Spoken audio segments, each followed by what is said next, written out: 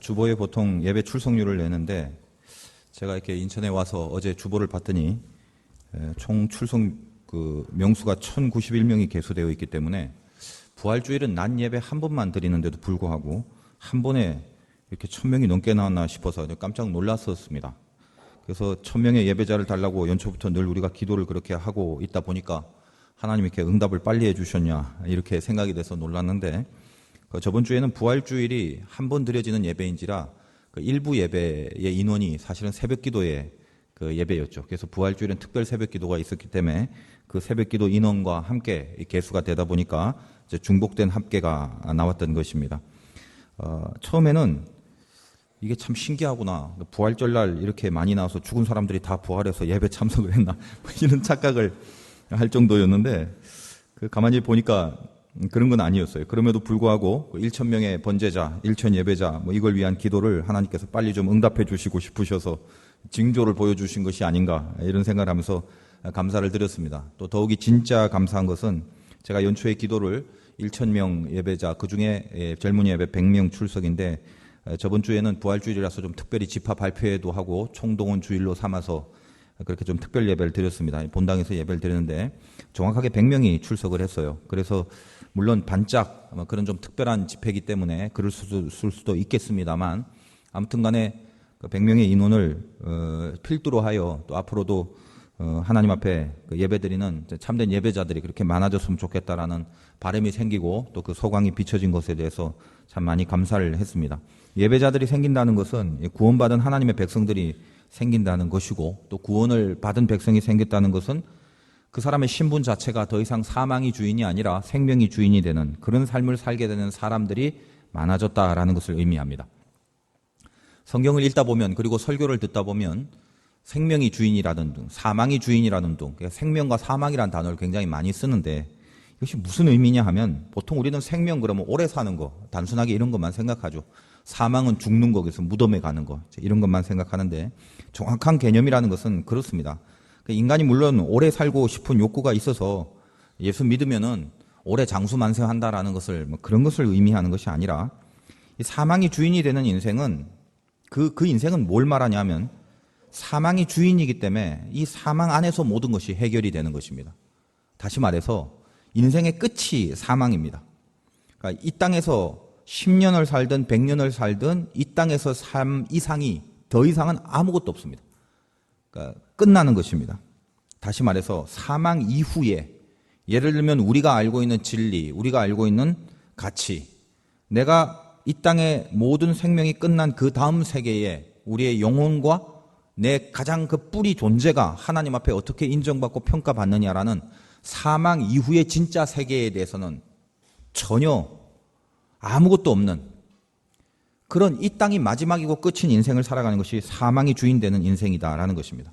생명이 주인이 된다는 것은 어떤 거냐면, 이 땅에서 살면서 짧게 살더라도 남들 8, 90년 사는데 10년, 20년밖에 못 산다 할지라도 이 땅에서의 삶이 다가 아니라 세상에서 막 사망처럼 보이는 것들이 많이 몰려온다 할지라도 생명으로 끝나는 것이기 때문에, 사망이 끝이 아니기 때문에 이 땅에 살아있는 그 삶이 사망 이후에 하나님이 우리의 인생을 어떻게 평가하느냐에 따라서 영원한 생명의 세계로 그렇게 우리가 살아갈 수 있는, 그게 생명이 주인이 되는 인생이더라는 것입니다. 만약에 사망이 주인이 되는 그런 인생을 살아간다면, 사망의 종으로 살아간다면 사실 이 세상에서 산다는 것처럼 허무하고 이 세상에서 산다는 것처럼 이렇게 비참하고 아무것도 아닌 모습이 또 어디에 있겠습니까? 100년을 살면 뭐 하겠습니까? 이 세상이 끝인데. 이 세상이 끝이라는 것은 더 이상 이 세상에서 어떤 가치나 목표, 의미 이런 게 없는 거죠. 이래 살든 저래 살든 여기가 끝이고 그 이후에 내 인생을 평가받는 어떤 심판의 기준도 없고, 내 인생이 잘 살았는지 못 살았는지, 생명의 삶을 살았는지 진리의 삶을 살았는지, 거룩을 향하여 애를 썼는지, 그런 것들은 아무런 상관도 하지 않는 그냥 이 세상에서의 삶이 마지막인 그런 인생이라면 세상에 그런 것처럼 아무것도 아닌 허무한 인생이 어디 있겠냐 이 말이에요. 저번 주는 부활주일인데 주님은 부활주일만 부활하신 것이 아니라 우리가 믿고 있는 주님은 어제도 오늘도 앞으로도 영원히 부활하신 주님으로 우리 앞에 계실 것입니다. 십자가를 지시고 돌아가신 주님일 뿐만 아니라 그 사망의 권세를 깨고 다시 사신 부활의 주님이기 때문에 우리는 저번 주만 부활절이 되어서는 안 되고 앞으로도 계속 영원히 내 삶의 부활절이 되어야만 되는 것은 틀림없습니다. 우리가 부활의 주님을 믿기 때문에 이 세상의 삶을 죽음이 끝인 삶으로 살지 않는다라는 것입니다. 부활의 주님을 믿는다는 그 신앙의 고백 속에 서려 있는 내 삶의 인생관이 뭐냐면 나는 여기서 끝날 인생이 아니다 이겁니다. 그냥 오래 살고 무슨 짧게 살고 이런 문제가 아니라 우리 눈에 보이는 이 껍데기를 입고 있는 이 삶이 끝이 아니다라는 걸 알고 살아가는 것입니다. 그게 왜 중요하냐? 이것이 끝이 아니라는 믿음이 있을 때 드디어 이 땅에서 뭐가 옳은지를 알게 되는 거예요. 뭘 선택해야 맞는가를 그때부터 비로소 이제 붙잡게 되는 인생을 시작할 수 있다라는 것입니다. 만약 여러분이 부활의 주님을 믿지 않으시고 하나님을 믿지 않으시고 죽음으로 모든 것이 끝이 나는 그런 사망의 종으로 산다면 저와 여러분은 오늘 여기 있을 필요가 없습니다. 여기 앉아서 예배드릴 필요가 없죠. 차라리 여기 나올 시간과 혹시 여러분이 갖고 있는 돈이 있다면 아니 빚을 내서라도 조금이라도 오래 살고 싶은 그 욕구를 이루기 위해 좋은 약 사드시고 몸에 좋은 보양식은 다 챙겨 드시고 아무튼 간에 사기를 치든 거짓을 하든 내가 남들보다도 좀 더 등 따시고 배부르는 그런 일이 있다면 최선을 다해서 그것을 이루기 위하여 아무튼 어떤 방법으로 바둥거리더라도 그 삶을 살기 위한 목표로만 갖고 그렇게 살아가시면 되는 겁니다. 그래서 남들보다 조금이라도 더 오래 사는 게 그게 나은 인생이고 남들보다도 더 쾌락과 육신의 즐거움을 추구하면서 살아가는 것이 그게 훨씬 좋은 인생이라고 그렇게 알고 살아가는 자들이 사망의 종이 된 자들의 모습입니다. 우리처럼 여기 나와서 예배 드릴 필요가 없어요. 이 시간에 딴 거 하지 왜 여기에 있겠습니까? 그래서 이 사망이 주인이 된 자들의 주제가가 뭐냐면 노새 젊은 노새라는 거예요. 그 가사가 웃기더라고요. 노새 젊어서 노새 늙어지면 못 노나니 뭐 그리고 웃자고 저자고 하다가 아니 노니는 못하리라 차차차 이렇게 끝나더라는 그러니까 무조건 놀자라는 거죠. 그게 끝인데 그 이상의 것들이 뭐가 필요하냐 이 말입니다. 인생에 선택을 해야 됩니다. 오늘 16절에 보니까 너희 자신을 종으로 내주어 누구에게 순종하든지 그 순종함을 받는 자의 종이 되는 줄을 너희가 알지 못하느냐. 혹은 죄의 종으로 사망에 이르고 혹은 순종의 종으로 의에 이르느니라. 자, 우린 다 종입니다. 이 세상 만든 창조주가 아니죠. 우린 어딘가에 속해 있어야 돼요. 그러므로 우리에겐 분명히 어떤 종으로서의 삶이 두 가지가 있는데 하나는 순종함을 받는 자의 종, 또 하나는 죄의 종. 이 두 가지만.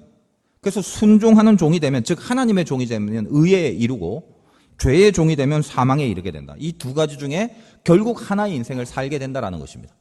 노새 젊은 노새를 주제가로 부르는 사람들은 이 두 가지 중에 사망의 종이 되기를 선택한 사람이겠죠. 우리는 뭘 선택해야 되냐면 순종의 종이 돼야 되고 하나님의 종이 되는 이 삶을 선택해야 마땅합니다. 그런데 사실은 선택해야 된다는 것도 어폐가 있는 것이 이것은 선택의 문제가 아니라 운명의 문제입니다. 우리가 선택한다고 되는 게 아니라는 거예요. 내가 순종의 종이 돼야 되겠다, 의의 종이 돼야 되겠다, 하나님의 종이 돼야 되겠다. 이거는 내가 선택할 만한 실력이 있거나 안목도 우리는 없으며 또 선택한다고 해서 되는 문제도 아니다는 것입니다. 그래서 오늘 17절과 18절에 이렇게 이야기합니다. 하나님께 감사해라. 뭘 감사해? 너희가 본래 죄의 종이더니 이미 선택권이 있기 전에 우리 신분이 뭐란 말입니까? 죄로 인하여 하나님과 멀어져서 죄의 종이랍니다. 너희에게 전하여 준 바 교훈의 봄을 마음으로 순종하여 쉽게 말하여 주님께서 우리들에게 복음을 주셨어요. 원래는 죄의 종이었는데 복음을 주시고 십자가 부활의 주님이 우리에게 등장하셔서 18절에 죄로부터 해방되어 의에게 종이 되었느니라. 우리가 나는 의의 종이 될 거야. 하나님의 종으로 사는 게 맞아. 그렇다고 내가 이걸 덥석 선택할 만한 실력이나 자격이 있지 않단 말입니다. 원래 우리는 하나님과 멀어져서 죄의 종으로 살 수밖에 없는 운명이었는데 복음이 들어오는 바람에 우리의 운명의 노선이 이렇게 바뀌어져 버렸어요. 의의 종으로 살아갈 수 있는 길이 없었던 길이 열렸다는 것입니다. 내가 길이요 진리요 생명이니 그 길이 열려지게 된 거예요. 이것을 하나님께 감사하리로다. 감사해야 될 가장 중요한 이유가 여기에 있다라는 것입니다. 우리는 우리 스스로 하나님의 거룩함을 선택할 만한 그런 사람들이 아니었습니다. 늘 이렇게 우리에게 나오는 것은 불법이고 부정들, 나쁜 것들 이런 것만 우러나오는, 왜냐하면 사망이 주인이기 때문에, 죄가 주인이기 때문에 그게 훨씬 쉽고 그게 훨씬 땡기고 불법과 부정이 순간적으로 툭툭 튀어나와서 그쪽으로만 우리를 이렇게 움직이게끔 하는 이상한 에너지가 있는 그런 종자들이었다는 것입니다. 그 말을 19절에 이렇게 표현합니다. 너희 육신이 연약함으로 내가 사람의 예대로 말하노니, 그러니까 사람들에게 이런 케이스들이 많다라네. 사람의 예들이 이렇게 많은데 전에 너희가 너희 지체를 부정과 불법에 내주어 불법에 이른 것 같이, 즉 우리가 어떻단 말입니까? 부정과 불법에 우리를 내주었단 말입니다. 왜? 우리의 주인이 사망의 죄고 사단이기 때문에 그렇다는 것입니다. 그런데 어떻게 해요?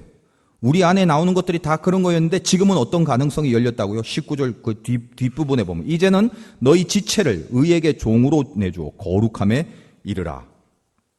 이제는 우리가 의의 종이 돼서 거룩함에 이르게 됐다라는 것입니다. 그러니까 이전과 이후를 비교하면 믿음이 있기 전에는 20절에 보니까 너희가 죄의 종이 되었을 때는 의에 대하여 자유로웠지만, 믿음이 있기 전에는 의에 대하여 막무가내로 마음 놓고 내가 의로운 것만 하는 것이 아니라 불의를 저질러도 괜찮는 그런 죄의 종이 되었는데, 그런데 믿음이 들어오니까 어떻게 돼요? 믿음이 있기 전에는 그 열매가 21절에 너희가 그때 무슨 열매를 얻었느냐? 이제는 너희가 그 일을 부끄러워하나니. 우리가 예수 믿기 전에 한번 생각해 봅시다. 혹은 여러분이 믿음을 갖고 살아가면서 상태가 안 좋을 때 생각해 보라고요. 맨날 저지르는 게 부끄러운 것밖에 없단 말이에요. 나에게서 나오는 열매가 부정과 불법이다 보니까 부끄러운 열매밖에 없었죠. 그런데 어떻게 됐습니까? 이제 부끄러운 그 일을 안 하려고 애를 쓰게 되죠. 왜? 이제는 하나님의 종이 되어서 22절에 그러나 이제는 너희가 죄로부터 해방되고, 로마서는 원래 교리를 사도 바울이 강해 설교를 하는 식으로 적은 서신입니다. 그래서 구약에 있는 역사적 사건들은 그 해석의 속에, 그리고 그것을 이렇게 파악하는 그 사건 속에 메시지가 있지만, 그래서 설교가 굉장히 필요합니다만 사실 로마서는 그냥 깊숙하게 읽으면 그 읽는 것 자체가 사도 바울의 설교입니다. 그래서 오늘도 이 본문을 가만 보면 로마서에는 그러나 이제는, 이 그러나라는 표현이 많은데 오늘도 이 그러나라는 말이 나오죠. 그러나가 굉장히 중요합니다. 로마서는. 왜냐하면 반전이며 마지막 결론이기 때문에 그렇습니다. 이렇게 했는데 그러나 이제는 22절에 우리가 어떻다는 것입니까? 다시 그러나 이제는 너희가 죄로부터 해방되고 하나님께 종이 되어 거룩함에 이르는 열매를 맺었으니 그 마지막은 영생이라. 우리가 이 땅에서 사망으로 끝나는 것이 아니라 죄로부터 이제는 해방됐다는 것입니다. 죄의 종이 아니라 하나님의 종이 돼서 거룩함에 이르게 됐다. 그래서 이제 어떻게 됐다? 부끄러운 일을 안 하려고 애를 쓰는 인생이 됐다라는 것입니다. 왜? 우리는 하나님의 종이 되었으니까. 지금 저와 여러분들은 사실은 두 가지 중에 하나에 속해 있을 수밖에 없습니다. 죄의 종이냐 하나님의 종이냐. 다 하나님의 종이 되고 싶겠죠. 그리고 다 이 안에 있다고 우리는 분명히 믿습니다. 난 아닌 것 같은데, 혹시 이렇게 생각하시는 분이 있는지 모르겠어요. 아닌 것 같은데, 나는 하나님의 종이 아니라 죄의 종인데, 혹시 이렇게 생각하시면서 여기에 앉아 계시는 분이 있습니까? 제가 볼 때는 거의 없을 것 같아요. 왜냐하면 우리의 선택의 문제가 아니라 하나님이 우리에게 주신 은혜 때문에, 우리에게 의의 종이 될 수 있는 가능성을 열려주시고 있는 하나님의 은혜 때문에 우리가 다 이 자리에 있기 때문에 우리는 마음속에 이런 생각을 하게 됩니다. 내가 과연 하나님의 종이냐 아니면 죄의 종이냐. 여러분 마음속에 이것을 한번 판단해 보십시오. 부끄러운 일에 대하여 한번 느껴보시기 바랍니다. 부끄러운 일이 뭔지 압니다. 근데 우리가 하나님의 종이 아니라면 부끄러운 일을 저질러 놓고도 이것을 부끄러워하지 않습니다. 근데 하나님의 종이 되면 하나님께서 은혜로 우리에게 길을 열어주시고 우리에게 은혜로 붙들어 주신 새로운 신분이기 때문에 아직 실력이 따라 미치지 못해서 100% 다 온전하게 하나님 뜻에 맞게 살 수는 없습니다만, 적어도 하나님의 종이라면 마음속에 내가 부끄러운 일을 행하진 말아야 되겠다라는 감각이 들어와 있습니다. 만약 여기 앉아 계신 여러분들 중에 내가 부끄러운 일을 행하지 말아야겠다라는 생각이 전혀 없다면 그 사람은 심각하게 생각해 볼 문제예요. 나는 하나님의 종이 아니라 이상한 어디 종 속에 있나? 그러나 나 왜 이렇게 안 될까? 난 참 거룩해지고 싶고 의의 열매를 맺고 싶고 하나님 뜻대로 살고 싶은데 왜 그렇게 부끄러운 열매들만 많이 나올까? 정말 속상해 죽겠네 라는 느낌이 조금이라도 계시면 여러분 틀림없는 하나님의 종 안에 있는 것입니다. 그렇다고 다 된 건 아니죠. 분발하고 노력하고 이제 애써 나가야 되는 연습과 훈련들이 필요할 뿐입니다. 그런데 이런 부끄러운 마음마저 없다면 내 스스로를 다시 한번 생각해 볼 필요가 있다는 것입니다. 우린 다 하나님의 종이 되었습니다. 근데 로마서의 진짜 주제는 뭐냐면 우리가 하나님의 종이 되면 당연히 죄는 싫어하고 죄를 끊으려고 애를 쓰겠죠. 의에 대한 목표가 생기고 부끄럽지 않으려고 애를 쓰겠죠. 그런데 로마서의 진짜 주제는 하나님의 종이 됐기 때문에 너희는 이렇게 된다라는 것을 설명하는 게 중요한 게 아니라, 그럼 바로 이 인생, 하나님의 종이 되는 이 인생은 무엇으로 가능한 것인가가 사실은 주제입니다. 여러분이 어떻게 하나님의 종이 되겠습니까? 어떻게 해야지 부끄러운 일을 부끄럽게 생각하고 다시는 부끄럽지 않을 삶을 살려고 애쓰는, 모름지기 그래도 이 의의 종의 세계에 어떻게 들어갈 수 있겠냐 이 말이에요. 그걸 가르쳐주는 것이 로마서입니다. 어떻게 되냐? 어떻게 되긴요? 믿음으로 된다는 것입니다. 그것이 로마서의 주제예요. 다른 방법이 없다는 거예요. 생각해 보십시오. 차를 몰고 가다가 타이어가 펑크가 났어요. 자, 펑크가 난 타이어 어떻게 하면 됩니까? 방법 알고 계시죠? 자기 같은 보험회사에 전화 걸어갖고 오라고 하든지, 아니면 제일 중요한 것은 그 빵꾸 난 것을 떼우면 되죠. 어떤 방법이든, 보험을 통하든 자동차 공업사에 가든 빵꾸 나면 떼우면 됩니다. 요즘 봄이고 날씨가 좋으니까 다이어트 좀 해야겠다. 그래서 막 동네를 뛰고 있는데 갑자기 넘어져서 무릎이 까졌어요. 피가 나요. 어떻게 해야 돼요? 요즘 그런 약이 있는지 모르겠지만 아까진기라는 것을 바르면 됩니다. 그 빨간 걸 바르고 반창고를 하나 붙이면 나름대로 치료가 되겠죠. 다 방법들이 있지 않습니까? 더운 곳에 가니까 세상에 모기가 그렇게 너무 많아갖고 괜히 거룩한 척 하면서 아무튼 좋은 데 안 자고 그냥 교회에서 자고 이런 식으로 하려고 하다가 온몸에 모기를 물렸는데 사실 저는 얼굴에 모기 물린 적은 처음이에요. 얼굴에도 한 5군데를 물려갖고 도대체 이게 너무 부풀어 올라갖고 벅벅 긁고 있는데, 그 목사님이 이상한 요런 약을 하나 주는데 이게 신빙성이 있는 약인지 모르겠는데 무조건 바르면 나는데, 이걸 칙칙 발라봤더니 세상에 샥 하는 느낌이 들면서 그 불어 올랐던 게 순간적으로 이게 진짜 거짓말처럼 이렇게 싹 가라앉더라는 거예요. 갖고 오고 싶었는데 달란 말을 못하고. 다 나름대로 방법이 있어요. 방법. 그 방법을 알아야 되는 거예요. 자, 여러분이 하나님과 멀어졌습니다. 죄로 인하여 나는 이상하게 부정과 불법만 보면 땡기게 돼 있어요.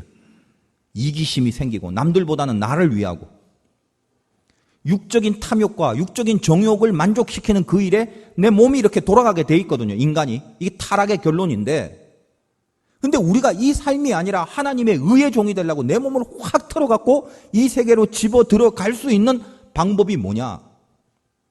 반창고를 붙이듯 펑크난 것을 떼우듯 하나님께로부터 멀어진 것을 다시 하나님께로 끌어들이는 방법이 뭐냐 이거예요. 그걸 믿음이다라는 거예요. 여러분이 믿음을 갖고 있으면 멀어진 하나님과 돌이켜서 이제 하나님과 가까워진 의의 종이 된다는 거예요. 그게 로마서의 주제라는 거예요. 우리는 죄로 하나님과 떨어져 있습니다. 어떻게 할 거예요? 약 바를 거예요? 뭘 반창고 붙일 거예요? 아니면 어디 가서 의롭고 선한 구제 활동을 해야 될 거예요? 어떻게 살아야 될 거예요?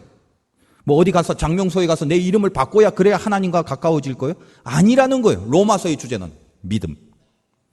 살아계신 하나님을 믿고 너를 위하여 너의 죄를 위하여 대신 죽으신 예수 그리스도의 그 십자가의 보혈을 믿고 사망의 권세를 깨고 부활하신 주님을 믿어라.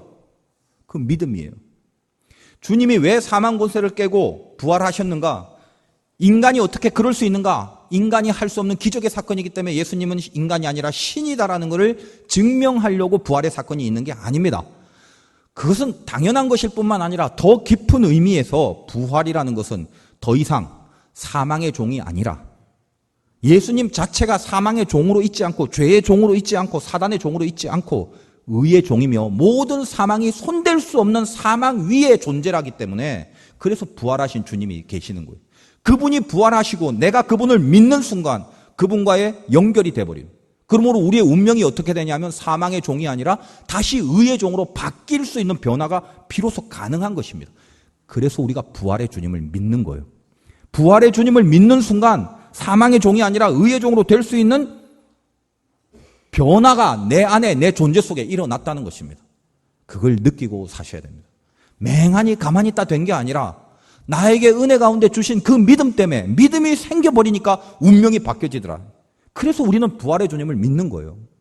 사망의 권세를 깨고 이기신 그분을 따라가게 되고 그분이 사망의 권세를 깼기 때문에 그분과 연결됨으로 내 안에 나는 사망의 종이 될 수 없고 의의 종으로 될 수 있는 새로운 은혜의 길이 열려지게 된 것입니다. 그래서 믿음이 중요하다는 거예요. 22절과 23절은 우리의 믿음의 결론으로 이렇게 소개하고 있습니다. 그러나 이제는 너희가 죄로부터 해방되고 하나님께 종이 되어 거룩함에 이르는 열매를 맺었으니 그 마지막은 영생이라. 이제 우리에게 나오는 열매는 부정과 불법이 아닙니다. 거룩해지려는 열매들, 뭔가 정결해지려는 애씀들, 이게 우리 안에서 요구되고 있다고요. 이상하게 내가 그렇게 변한 거예요. 하나님의 종이 되다 보니까 그러지 못한 것에 대해서 자꾸 슬퍼하게 되고 제대로 살지 못하는 것에 대해서 자꾸 내 자신이 분노가 생기고 왜 하나님 앞에 기도를 못했는가라는 것에 대해서 안타까움이 생기고 그때 성령의 지적을 내가 왜 따르지 못했는가에 대해서 그것이 창피하고 부끄럽고 그런 인생이 되더라는 것입니다. 그 모든 것의 열매가 뭐라고요? 영생, 영원한 생명. 즉 이 땅이 끝이 아니라 이 땅에서 몇 년을 사느냐가 중요한 것이 아니라 저 영원한 세계와 영원한 시간 속에서 하나님이 지금 순간적인 내 삶을 판단하시고 평가하시사 하나님의 영원한 세계로 건져 올리시는 그 존재로 우리가 살아가는 것입니다. 이 믿음이 있을 때 드디어 우리는 이 세상에서 뭐가 진짜며 어떤 게 의미가 있으며 어떤 게 가치가 있는가가 드디어 규정이 됩니다. 부활의 믿음, 살아계신 하나님에 대한 믿음 없이 이 땅은 정말 설명할 수가 없는 것이죠. 하나님은 외모로 취하지 않고 사람의 중심을 보신다는 말을 하십니다. 그 말은 뭐냐 하면 내가 이 땅을 살면서 어떤 사회적 포지션이 있는가, 나의 직업이 무엇인가, 내 통장에 얼마가 있는가, 내가 얼마만큼 건강하고 수려하게 생겼는가, 내 키가 얼마나 크냐, 내가 갖고 있는 땅이 얼마나 되냐, 이런 걸로 영생이라는 것을 담보로 우리를 그런 것에 기준하지 않습니다. 하나님은 우리의 속 사람, 우리의 속마음 중심을 보신다고 그랬죠. 결국 그것은 뭐냐면 너는 얼마나 거룩한 열매를 맺으려고 애쓰고 살아가며 의의 열매를 맺기 위하여 하나님 뜻에 순종하는 삶을 살기 위하여 얼만큼 노력하고 그 진심과 진지함을 갖고 인생을 살고 있느냐를 바라보신다는 것입니다. 왜냐하면 그것이 영생의 내용이기 때문에 그래요. 포지션, 위치, 신분 아무것도 아닙니다. 목사라 할지라도 선교사라 할지라도 얼마든지 부패하고 타락하여 남들 도우라고 들어오는 수많은 선교비를 혼자 강탈할 수도 있습니다. 아무도 모르니까 자기 이익과 자기 유기이익을 위하여 자기가 갖고 있는 신분과 포지션으로 얼마든지 사기를 칠 수가 있습니다. 여기 있는 임 목사도 마찬가지고. 그러나 그와는 반대로 아무도 알아주지 않는 현지인 목사님입니다만 소쿤타이라는 목사님은 80명의 성도와 함께 그 가운데 25명의 고아들을 늘 거느리면서 원조 받은 부분이 끊기다 보니까 할 수 없어서 본인이 낮에는 택시를 몰아가며 돈을 벌어 그들을 섬기고 있습니다. 한국에서 오는 모든 원조는 타이틀을 갖고 있는 사람들이 다 갖고 있지 그 밑으로까지 배분이 안 되기 때문에 자기는 어디서 어떻게 원조가 오는지도 모르고 그냥 그렇게 살아가다가 나중에 보니까 그 힘든 고아들을 거느리고 먹이는 가운데 돈이 없다 보니까 사모님은 뜨개질하고 바느질하고 무슨 천들을 팔아가면서 그렇게 어렵게 그들을 섬기면서도 행복한 생활들을 하고 있는 사람이 있더라는 것입니다.